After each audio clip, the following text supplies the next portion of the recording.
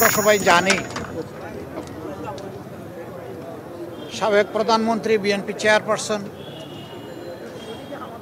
4 দলীয় এবং 20 দলীয় জোটের নেত্রী বেগম খালেদা জিয়া তিনি গুরুতর অসুস্থ অবস্থায় আছেন।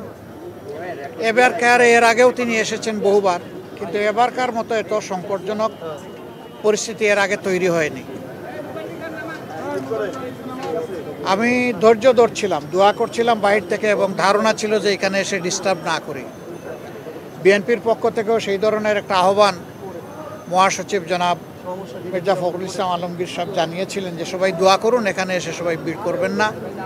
এখানে ওনারও চিকিৎসা বিঘ্নিত হচ্ছে, আরও রোগীদের চিকিৎসা বিঘ্নিত হচ্ছে। কিন্তু আজকে আর কোনোভাবে মনকে বুঝাতে পারিনি, এই জন্য আসলাম। আমি ওনাকে দেখে এসেছি। এখন ওনার ডায়ালাইসিস চলছে এবং তিনি আসলে ডিপ সিডেশনেই আছেন। সারা দুনিয়ার মানুষের সাথে আমরাও দোয়া করি আল্লাহ তাআলা ওনাকে সুস্থতার নিয়ামত দান করুন। আমিন। তিনি সুস্থ হয়ে আবার ফিরে আসেন এবং জাতির খেদমতে বাকি জিন্দগিটা উনি যাতে কাটাতে পারেন সেই দোয়া করি। সুস্থতাও আল্লাহর নিয়ামত, অসুস্থতাও আল্লাহর নিয়ামত। এই ক্ষেত্রে তার আপনজন যারা আছেন, বিশেষ করে তার পরিবারের সম্মানিত সদস্যবৃন্দ, তাদের জন্য এই পরিস্থিতিতে ধৈর্য ধারণ করা বড় কঠিন। আমরা আল্লাহ তাআলার দরবারে দোয়া করি তারা যেন ধৈর্যের সাথে এই পরিস্থিতি মোকাবেলা করতে পারেন এবং আল্লাহর উপর তারাও যেন পূর্ণ ভরসা করতে পারেন। আল্লাহ তাআলার হাতে সব কিছুই আছে। আল্লাহ তাআলা জীবিতকে ধরে নিয়ে যেতে পারেন, আবার মরার মধ্যেও জান দিতে পারেন।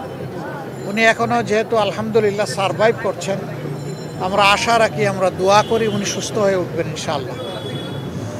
আপনারা সবাই দোয়া করবেন।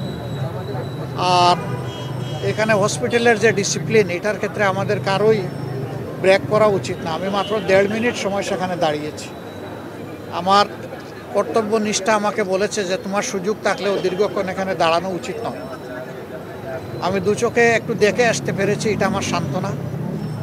আবারও আল্লাহ তাআলার কাছে দোয়া করি আল্লাহ তার বান্দিকে ক্ষমা করুন, তার উপর রহম করুন এবং তাকে সুস্থতার নিয়ামত দান করুন। আমিন। আসসালামু আলাইকুম ওয়া রাহমাতুল্লাহ।